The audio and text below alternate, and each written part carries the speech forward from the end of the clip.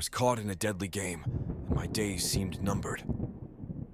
In a seemingly peaceful town, a relentless serial killer has chosen me and a few friends to be the protagonists of a sinister nightmare. It all started on a cold autumn evening when we were invited to a party at my friend Alex's house. Little did I know that this party was going to turn into a desperate fight for survival. We all huddled in Alex's house watching a horror movie on the big screen. We were laughing, enjoying our popcorn and cold drinks, completely unaware of what was to come. During a break, I heard a strange noise coming from the kitchen. We all looked at each other, surprised by the strange sensation that had crept into the room. We tried to ignore that sound, thinking it was just a coincidence. But as time went on, we began to notice that something was wrong. During a tense break in the film, Alex tried to calm us down. "Maybe it's just a cat or a dog in the yard," he suggested, a hint of nervousness in his voice. We all turned to the black TV screen, trying to focus on the movie. But the sound intensified, becoming more and more frightening. It was like someone hammering on the kitchen door, sending a chill down our spines. We had the feeling that we were being observed, that someone was carefully studying our reactions.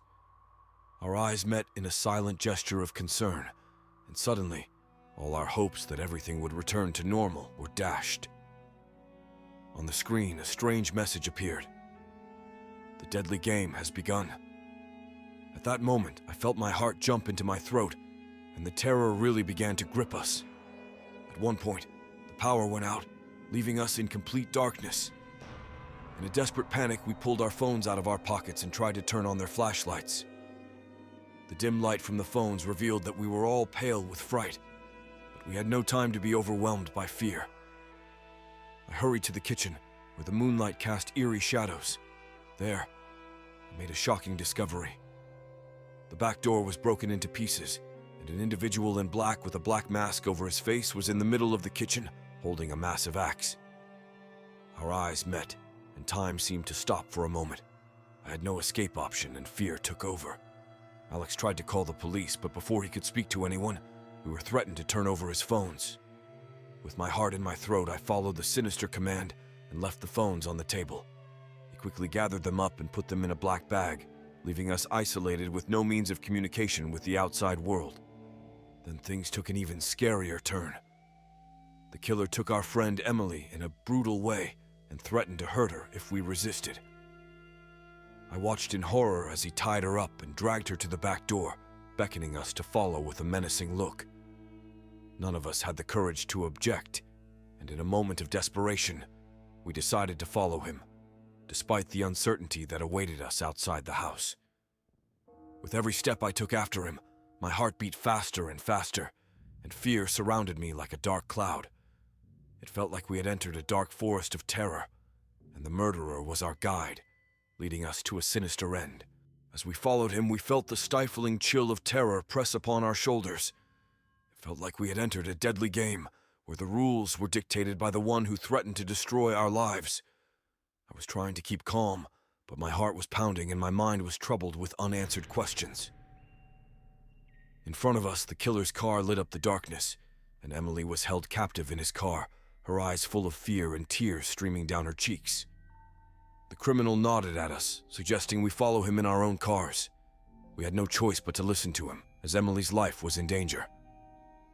We started the cars quietly with fear and anxiety in our hearts. The sinister convoy was moving at a constant speed, and the road seemed to have no end. With each passing kilometer, we became more and more aware that we were completely in the hands of this sadistic criminal who was taking us on a journey into the unknown. We were trying to communicate with our eyes, but each of us was engulfed in tense silence.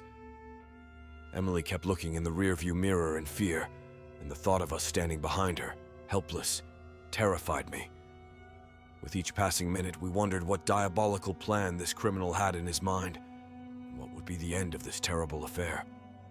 With no phones, no way to call for help, we were isolated and helpless, carried by the wind of darkness to a destiny we could not foresee. With our eyes on the car in front of us, we continued to follow the killer, not knowing that this deadly game would challenge us to the extreme and reveal dark sides in each of us in our desperate quest to save our girlfriend and maybe even the lives. The killer's car sped down the road, then disappeared into the fog, leaving us behind with our hearts pounding in our chests. With each passing second, our desperation grew and fear for Emily consumed our souls. After a seemingly interminable period of driving in the dark, I finally saw the killer's car pulled up next to a seemingly abandoned warehouse. In the dim light of our headlamps, the hall seemed to hold dark and sinister secrets. I stopped the cars, but before we could make a move, I heard a sinister scream, a bone-chilling sound that made me wince in terror. At that moment, I knew Emily was inside somewhere, desperately crying out for help. We hurriedly left the cars and approached the hall with unsteady steps. Inside, the lights were off, and only the faint moonlight filtered in through the broken windows. In a dark corner of the hall, I found Emily shaking and in tears. Desperately, we ran to her and tried to comfort her, but her gaze was blank, marked by fear and trauma. In the middle of the hall, on the cold floor, lay the murderer, breathless. I realized that this individual was Emily's boyfriend. In his hand, he held a message written in blood. None of you really knew me. His deeds and enigmatic intentions brought us close to disaster, and we had no chance to understand him before it was too late.